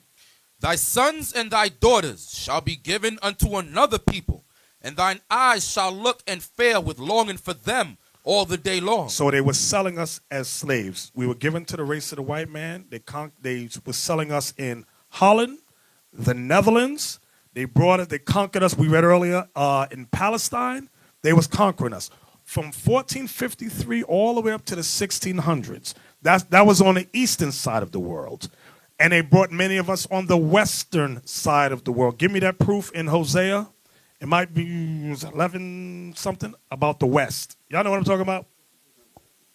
We shall tremble from the west. That one. Where's that? So this history, y'all have to know it. We all must know it. Our children must know it. Because when they go to the white man's school system, he dumbs our children down. 11 and 10, thank you. Hosea chapter 11 and verse 10. They shall walk after the Lord. He shall roar like a lion. When he shall roar, then the children shall tremble from the west. That was it? Was that it, Isaac? Yes, sir. Okay. Why does it say the west? Because they were bringing us over here to the west. We already had some of our families here. The northern kingdom was on the western side already when you read 2 Ezra 13 and 40. So go back to Deuteronomy 28. Go back. And give me verse 48. Verse 48. Therefore shalt thou serve thine enemies, which the Lord shall send against thee, in hunger and in thirst and in nakedness and in want of all things. So if we lacked anything, we have to serve our enemies. This is the prophecy. Go ahead. And he meaning your enemies, shall put a yoke of iron upon thy neck. That's why in the paintings that we saw, the Renaissance painting, when he had the little Moor child, he had a yoke of iron on his neck. Okay? Y'all remember that? Okay. And it went from there to now on the 16th, they put the big yokes of iron. Okay? Give me the verse, because I'm not looking at it, where it talks about the bells over our head. It said our heaven shall something. 23? Verse 23. And thy heaven that is over thy head shall be brass. Right, because they put brass bells over us. That's like in the picture with the little slave boy. It said, and we read it in the Wikipedia, it said sometimes crumpets, the little black Moor, would have bells. Go ahead. And the earth that is under thee shall be iron. That's a similar to, because we had iron yokes on our feet as well. Okay, jump down. Did you finish 48? You finished 48, right? No, sir. No, sir. Verse 48, you didn't finish that? No, sir. Go ahead. Therefore shalt thou serve thine enemies, which the Lord shall send against thee, in hunger and in thirst and in nakedness and in want of all things. And he shall put a yoke of iron upon thy neck until he have destroyed thee. And we've been destroyed spiritually and mentally. That's why they say the Americans are the dumbest group of public people, because they've dumbed down history. Why? Because why do you think the American white man was just so ignorant? Why didn't he? Let me see who's thinking. Why didn't the American white man do what the English white man did and allow artifacts to remain everywhere? Let me see who's thinking. Why? How come here's my question again. The European white man, you have images of the blacks ruling Europe all throughout Spain, Britain, the Netherlands, like we saw tonight. How come the American white man did not allow many images to remain on this side? Shalom, shalom. Because they understood that Judah has to wake up first. They knew the prophecy. There we go. See, he thinking. I know you didn't even think of that thing, but that was it. That's the answer. The American white, listen, the white man studies the scriptures. He knows the wake-up call is on this side, not over here. Britain will come later. He said, but it's this group here. Give me that. Where's that? Give me Zechariah. First, before we get Zechariah, give me Hosea 1, 10, 11. Give me that one first. See, I like when brothers start studying. I like that thing. Makes my job easy. I go, yeah. You got it for me, Captain? Yes, sir. Go ahead. Hosea chapter 1 and verse 10. Yet the number of the children of Israel shall be as the sand of the sea, which cannot be measured nor numbered. So don't worry about, the white man outnumber. The Bible says the white man does not outnumber us. God says we number the sand of the sea. Let me tell you something. I know y'all don't think like the white man thinks. The white man says, because you ask a black man how many numbers, what's the word? Demographics of blacks in this city and that city. And they go, oh, well, we're only like 50,000 or 1 million here. Da, da, da. God says we number the sand of the sea. So this is what the white man's plan. This is what he did. He said, if we can keep them divided, they'll count themselves as this small portion in this city here, this city there, that city there.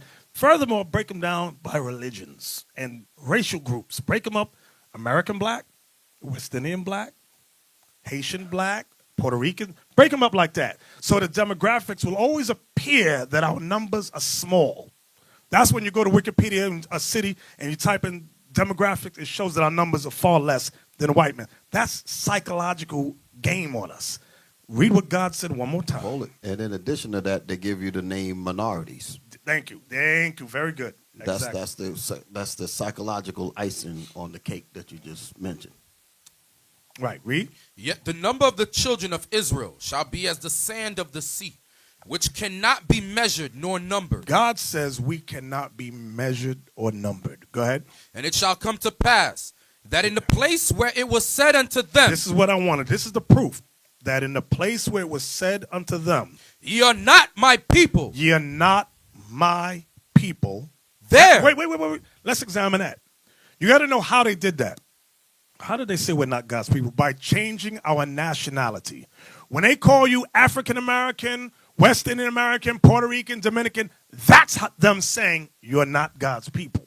They changed your racial identity. Go ahead. There it shall be. Wait, you see the word there? There, meaning in the place where this happened. Go ahead.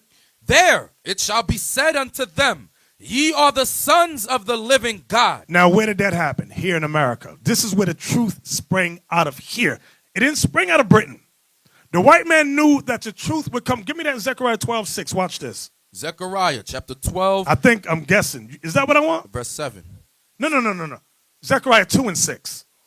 The one that says, ho, ho. The one that says, Judah, Zion, deliver yourself. Zechariah chapter 2 and verse 6. Thank you. Go ahead. Ho, ho, come forth and flee from the land of the north, saith the Lord. For I have spread you abroad as the four winds of the heaven, saith the Lord. So the Lord, was that the whole verse? Yes, sir. So the Lord is saying we would dwell in the land of the north, meaning North America. Read it again. Ho, ho, come forth and flee from the land of the north, saith the Lord. For I have spread you abroad as the four winds of the heavens, saith the Lord. So the land of the north is North America. Now give me the one that says, deliver thyself, O Zion, that dwellest. The next verse. Go ahead. Verse 7. Deliver thyself, O Zion, that dwellest with the daughter of Babylon. That Zion is referring to Judah. That's what it's referring. It says we would dwell with who? The daughter of Babylon. Wait a minute. Now, who is the daughter of Babylon? Who can prove the daughter of Babylon? Let me hear that young man right there. You. Yes, you. Yep, you with the earring. Dreadlock earring, yeah. Daughter of Babylon will be Psalm 137. Yes, very good. Get that for me, Captain. That's very good. Psalms 137, last 2 or 3 verses. Psalms 137 and verse 7. We're going here to prove who the daughter of Babylon is. Remember, O Lord, the children of Edom in the day of Jerusalem, who said, race it, even to the foundation thereof. O daughter of Babylon, who ought to be destroyed. So the daughter of Babylon is Edom, Esau, which is the so-called white man. Go back to Zechariah 2 and 7 again.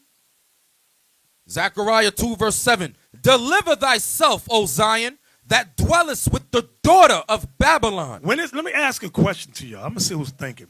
It says, deliver thyself, O who? O Zion. O Zion. How do we deliver ourselves? We read a few precepts tonight. I'm seeing who's thinking, who can connect the dots.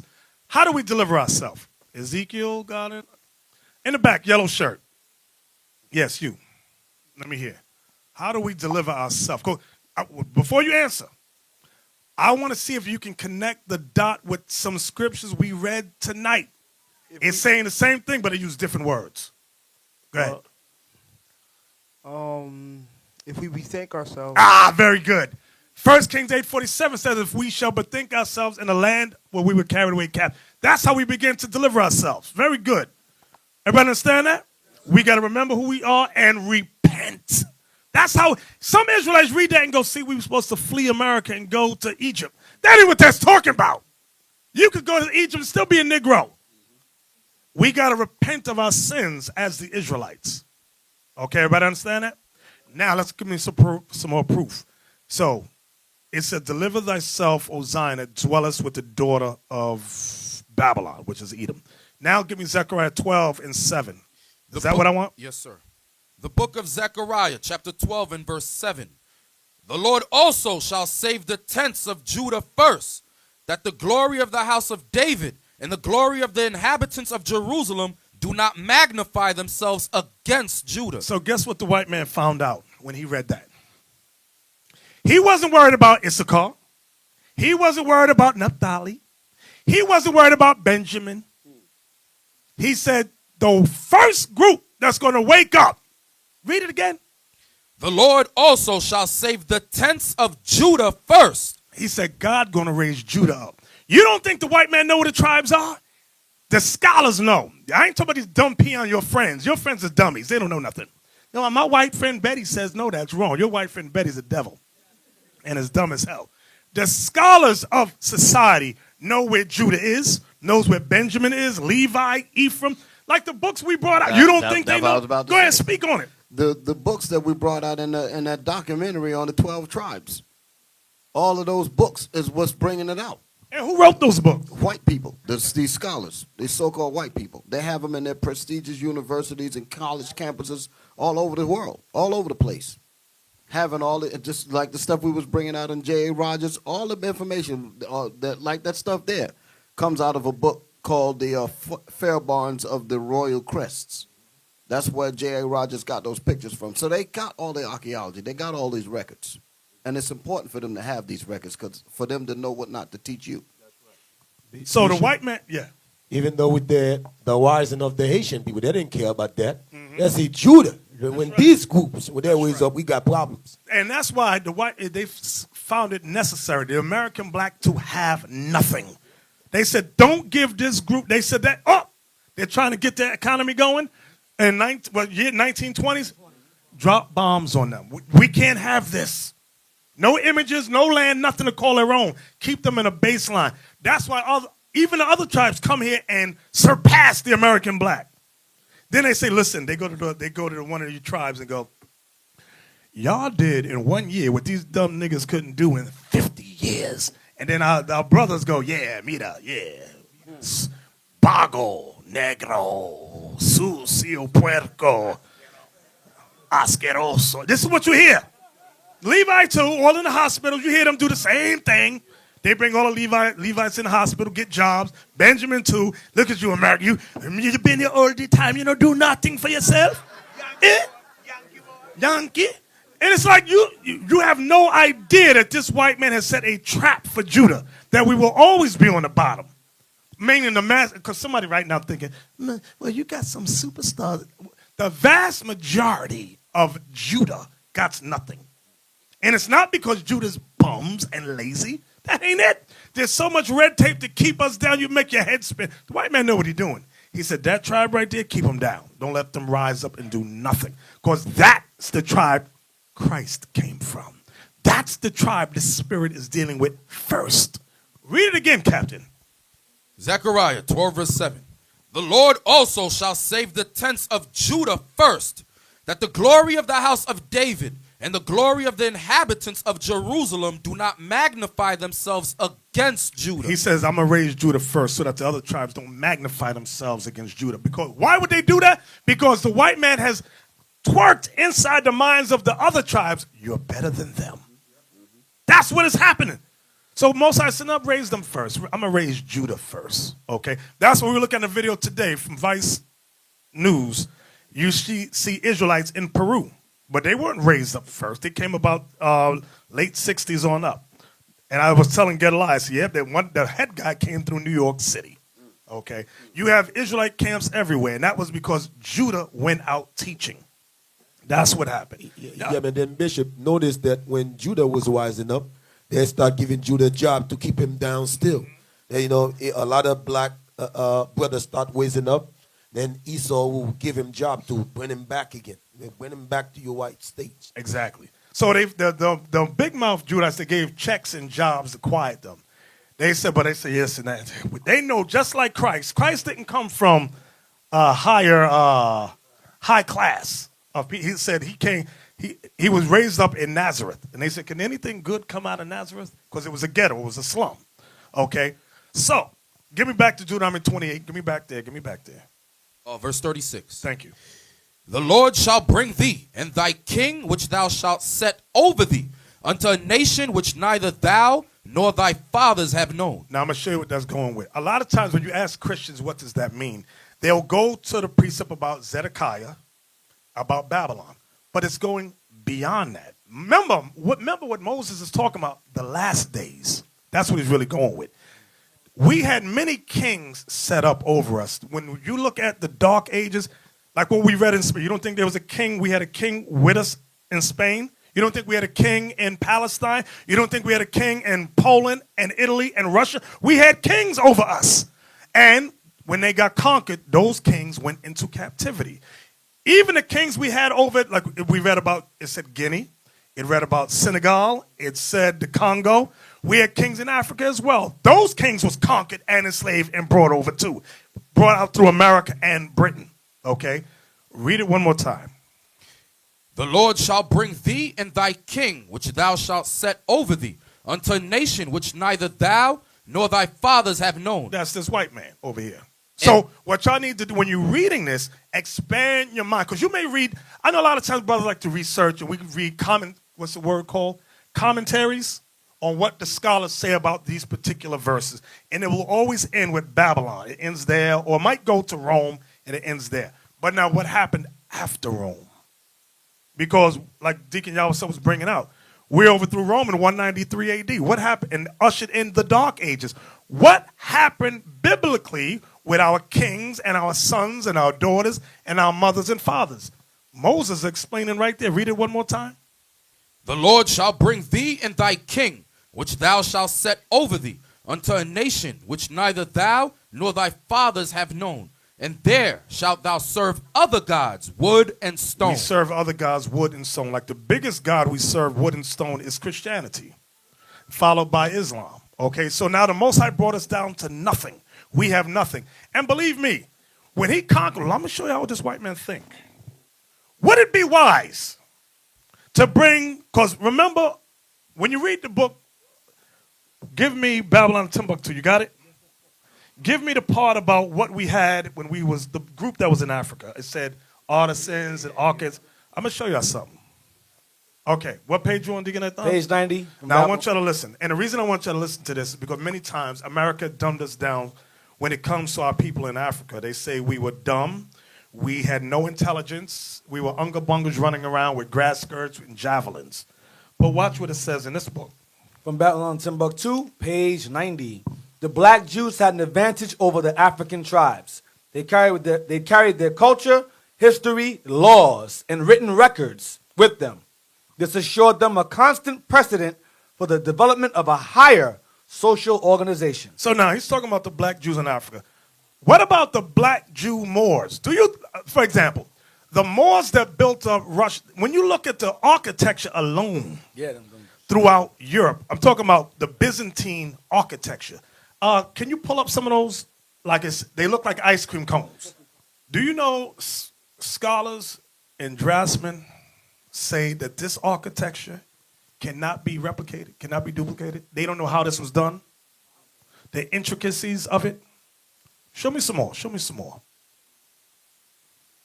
Okay, y'all see how intricate it all looks? They said they don't know how they did it.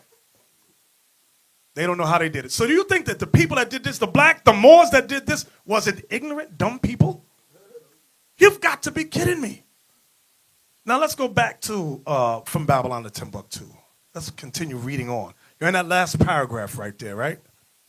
Because of the development. Where are you? I don't know where you're at. Page 90, the last paragraph. Okay. Because of the development of a higher social organization, because of the stability of the black Jewish culture, the Jews are not absorbed into the monotonous population. In fact, the Jews absorbed some of the native tribes. The Jews made use of every opportunity. They were an industrious and skillful people. In the Jewish Ghanaian states were found kings, princes. That's in Ghana. Go ahead. Princes, governors, generals, secretaries, treasurers, revenue agents, judges, architects, engineers, doctors, historians, language interpreters, mathematicians, jewelers, sculptors, masons, carpenters, painters of art, goldsmiths, leather workers, potters, armorers, saddlers, blacksmiths, agriculturalists, etc. So notice what I want y'all to see right there. These people, I'm talking about the upper echelon. Now this was, although he's identifying Ghana here, remember you have blacks in Spain, Britain, Poland, Russia. Remember, in order, if you, I want you to think for a second, think. If you were the slave master of a ship, would you keep, how many slaves fit on the ship? Give me a number. Okay, let's say 300. And you got them over here. Let's say you bring them over. Would you keep that group, let's say from Ghana, let's say they all come from, would you keep them together? Why? Huh? They could what? They could conspire together. So you had to do what? If you were a wise slave master, what would you do? You would separate them by language and things of that nature. You would not, and especially the real smart ones, don't, because they will do what? They'll cause an uprising. So you said, listen, these real smart ones here, cut the what's that when you can't speak? They cut something. Take your tongue out. This is the things they did. So when the Most High opens our mind to show us the evil this man did to us, it's gonna make all our heads spin. I kid you not. But we're just now scratching the surface of all the history that the Most High wants to show us. Now, okay, let's get into the nitty gritty. Give me John 10:22.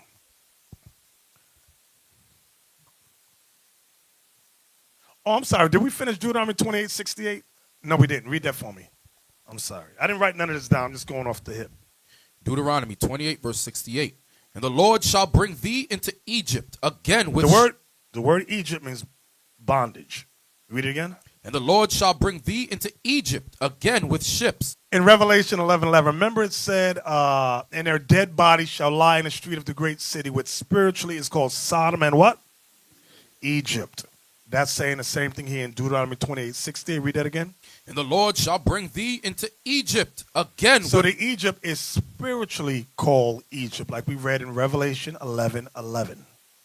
Read it again. And the Lord shall bring thee into Egypt again with ships. With what? Ships. You know, I always check commentators what Esau writes about verses like that. You know, many commentators never comment on that verse.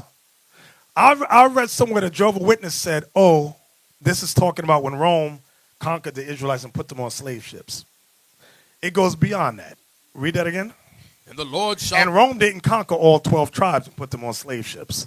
Go ahead. And the Lord shall bring thee into Egypt again with ships, by the way whereof I spake unto thee. Thou shalt see it no more again. And there ye shall be sold unto your enemies for bondmen and bondwomen, and no man shall buy you. Meaning no man shall redeem us. So, with that, we went into captivity. 1 Kings chapter 8, Solomon prophesied about that same thing and said they must bethink themselves in the land of their enemies and do what? Repent. That's what he prophesied that we must do. John, the Revelator, saw in Revelation 11:11 that we would stand upon our feet and great fear would fall upon them which saw us. Us purchasing this building here is just the beginning of standing on our feet. This is just the beginning. It's going beyond just being on a corner preaching. That's good. That's the foundation. We're going to always do that. But now we're going to start making moves in society to help our people. This is what I want you to understand. Now, give me John 10:22. The book of John, chapter 10, verse 22. And it was at Jerusalem, the feast of the dedication, and it was winter. And Jesus walked in the temple in Solomon's porch. You know, you ask a Christian to explain that, they can't. Christians cannot ask them what is the feast of dedication that Christ celebrated, that he kept. Christians cannot answer it. That's why you can only find that first and foremost in the books called the Apocrypha, which is in the book of Maccabees. Okay, what you got, Aithan? Okay, come on. Aithan got something for us. Yeah, it says here. This is page 110, Babylon Timbuktu. It says the Moors were known for more than just conquest. The Moors. Now remember the word Moors just means blacks. Go ahead. While the remaining part of Europe was in a state of ignorance, the Spanish people took advantage of the knowledge of the black Moors. During the Moorish rule, many other capitals of Europe were mere hamlets, but Cordoba, the capital of Spain, was a booming city. It is said that after dark, one could... Wait. The remaining part of Europe that was in ignorance was the Caucasus Mountains of Georgia, Russia. That's what I wanted to say. Read the verse again, the whole paragraph. The Moors were known for more than just conquest. While the remaining part of Europe was in a state of ignorance, the Spanish people took advantage of the knowledge of the black Moors. During the Moorish rule, many other capitals of Europe were mere hamlets, but Cordoba, the capital of Spain, was a booming city. It is said that after dark, one could walk many miles in Cordoba and never pass through a street not lighted by public lights. When a person walked out after dark in London, he had to carry a candle or lantern with him to illuminate his path and had to wear high shoes to walk through the thick mud that often covered the roads. Jump to the point. It says, the palace of the Moorish sultan or caliph was far greater in beauty, comfort, and wealth than any of the castles of the medieval kings. The Moors used extremely highly polished marble in their construction. The sides of the walls were patiently carved, and the floors were made with various decorations called mosaics. It is said that the Moors were masters in mosaic work. Get to the point. the Moors were wearing silks, linens, cotton cloth. Wait, look at that. See that second, the third, go down, down. See that? It says the Arabs and Moor were known not only for their handicraft, but also for their science. The reason I wanted you to look, it's separating Arabs from Moors. Right. So, because many times you ask our people, who are the Moors, they say Arabs. Two different groups of people, two different races. One more. Page 119, real quick. Just one more. This is Look at the bottom. I like this. Says they established, what's that word? Oh, academies and universities for the rich. And there are many free schools. You see schools. There were excellent libraries. So when y'all be thinking, oh, the Moors was just some ignorant, them black people was just dumb. Go ahead, Aitan. Page 119. Yeah, buildings. I'm going to get that right now. Page 119. When they was enslaved, when they were being persecuted during the Roman and Arab persecution, show what they did. This is page 119. It says, the Jews had built compartments 3 and 4 stories underground, containing a population of 30,000. Gabi says that Hes Warteg visited their cities of Beni Abbas, Jobel, Nufusa, Yehud, Abbas. But to the point, they had shops, stores, schools, and synagogues all underground. The achievements of these Jews prove what a persecuted society can do under adverse conditions. These Jews had a foundation to build on, unlike other persecuted people. They had their history, culture, laws, language, and skills. While in captivity, they built schools. In captivity. Underground, 3 to 4 stories. That's where you read that? I mean, what's the area that was in? Page 119. No, what's the area that this was these... in it says, hold on. The reason why I asked that question, if you don't, because I know it's not the area that I'm thinking of, but I'm going to parallel it. The Fusa mountain range, because of Roman persecution. Okay. Is. So speak about, perhaps it's talking about the catacombs. Yeah, it is. That's why I asked him, because the catacombs, and when I was bringing up that history about when when Jerusalem was conquered in 70 A.D.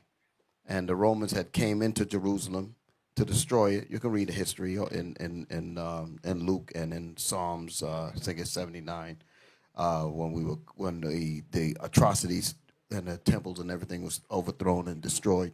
The group of us that stayed there, because Christ told us to leave when he said, when you see the army surrounding Jerusalem, then know that the time of destruction is near. And those that be on the outside don't come in, and those who are in Jerusalem leave. But you know, there's some of us didn't want to leave. Some of us are going to stay and fight and said, no, we ain't going anywhere. So we didn't listen to that warning that Christ gave. So when the Romans came in, the ones of us that they didn't kill, like when you read in 79 Psalms, and left our bodies on the ground without, leave none to, they didn't bury our dead or anything. Africa. The ones that Africa. Okay, That's so so that's where that's at. So now I'm talking about the catacombs. The ones of us that remained to fight, we were captured and brought into Rome. And while we were in Rome, like what you was reading, there was catacombs of 600 miles of underground burial cities throughout Rome, where the Israelites used to hide, because the Romans were bringing us and dragging us into the arenas to fight the lions and the tigers and the bears and all that. So we had places of refuge. And in these places of refuge, you'll find a lot of these things that you was reading about, which we were doing in Africa as well. But while we were down there, we were drawing pictures of ourselves, pictures of our forefathers, Moses, David, Job, Daniel, and the lions. Then all them things are all over the walls over there. So again, that goes to your point about the greatness that what a persecuted people can do once they have their history with them. Right. And that's the point that I'm bringing out about the catacombs. So Deacon Anton, where was that at? What you were reading? Where was it at? On page 119. No, where? Oh, this is the first paragraph. No. Was it in China? Oh, Africa. I'm sorry, Africa. Okay, so the reason I wanted you to say that, because all that stuff you read, we don't see that today. When you look up Africa and all that, it's like dust and jungle. You don't really see what we're reading here. So what does that prove that the white man did over there? Destroyed it totally. Like when you read in History of the American Indians, it talks about them having cities on this side of the world. But you don't see that throughout North America. And they portrayed American Indians run around with deer skin. But when you read the history, it says they had diamonds in their clothes. But like, what clothes? I'm looking at drawings of them naked and with spears. That's how the white man plays games on us, to make us think our history is nothing. Okay? Y'all understand what I'm saying? And that effect carries all the way up to the day where some of us think that we cannot organize to the point to get a building. Still believe that we can't do anything. Yeah, man, but Bishop, we have moved our poem. It's just like chess game. Right. We have moved our poem more faster now. Now this is a school poem putting up. We have a lot more project coming in. Then if we can do this one, we can do much more. You understand? And this shows that Israel, even through persecution, always were innovative. They didn't just sit around just by observation. They were always focused on educating the people all the time. That's why I read again, it says they had shops, stores, schools, and synagogues. Those are bases of business and education. Israel was always innovative and never ever sitting still, regardless of any conditions they were in. They were always busy and never sitting around doing nothing. Israel is a people that's always on the move. The train was always moving with them, whether through Roman persecution or Arab persecution. Exactly. Get 1 Maccabees 4:55. So we had mentioned earlier about the Feast of Dedication. I made the point by saying Christians can never explain that without going into the book of the Apocrypha. 1 Maccabees 4:55 down. So this is the last day of the feast. It closes out tomorrow at sundown. This is the last day, but here's what happened. 1 Maccabees 4. Let's start at verse 54. 1 Maccabees chapter 4, verse 54. Look at what time and what day the heathen had profaned it, even in that was it dedicated with songs and citherns and harps and cymbals. So the same day that the temple was destroyed was the same exact day, many years later, that the temple was an altar was rededicated to the Most High. That's why it says, look at what time and what day the heathen had profaned it.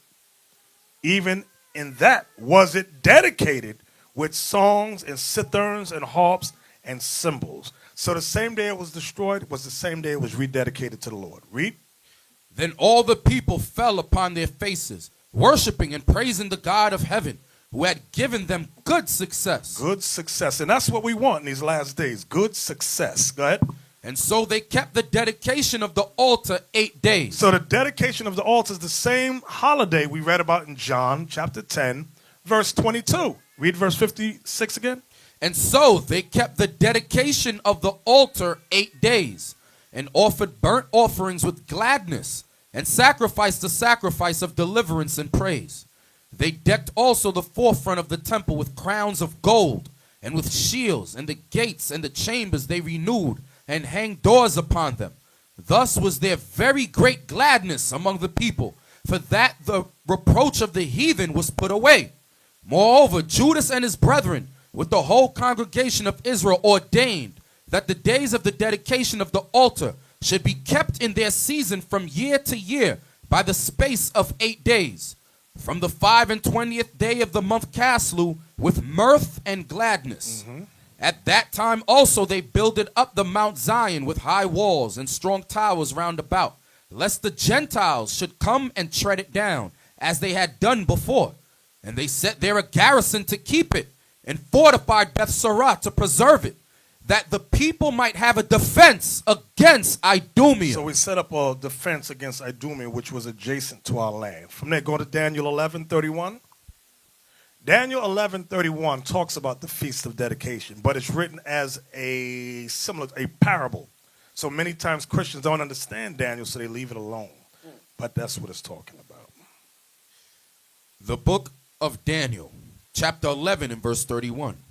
And arms shall stand on his part, and they shall pollute the sanctuary of strength, and shall take away the daily sacrifice, and they shall place the abomination that maketh desolate. That's what you read about. We read this last week about the abomination of desolation. This is what Daniel is prophesying would happen. And remember, Daniel was under Babylonian and Persian captivity. Okay? I mean, Babylon and Medes came in first. Read that again. Verse 31. An arm shall stand on his part, And they shall pollute the sanctuary of strength, and shall take away the daily sacrifice. And they shall place the abomination that maketh desolate. That's when they sacrificed swine on the altar. They put images of Jupiter in the temple. The harlots ran and they had sex with women all in the temple. Go ahead. Verse 32. And such as do wickedly against the covenant shall he corrupt by flattery. That's what you read in 1 Maccabees around chapter 1 and 2, where it says certain Israelites made an agreement, a covenant with Rome, to bring in exercises, covenant of exercise gymnasiums, to bring the Israelites under the rule of Rome. Go ahead. But the people that do know their God shall be strong and do exploits.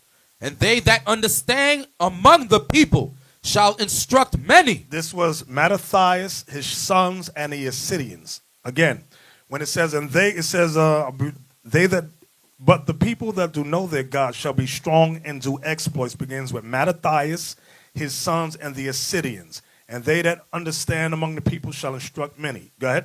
Yet they shall fall by the sword, and by flame, by captivity, and by spoil many days. So we were getting put to death by Rome. Go ahead. Now when they shall fall, they shall be hoping with a little help. The little help was Judah Maccabees and his brothers. Go ahead. But many shall cleave to them with flatteries. And some of Greece. I'm sorry.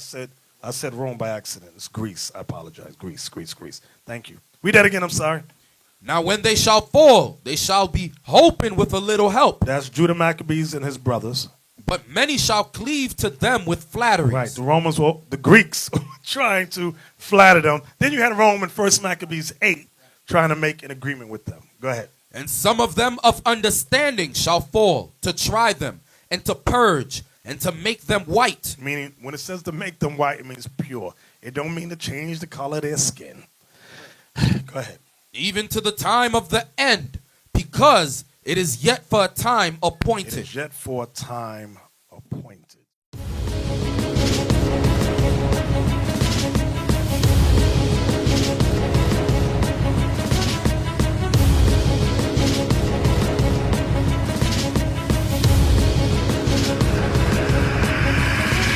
Shalom, Israel. I'm Elder Nathanyel, Israel United in Christ.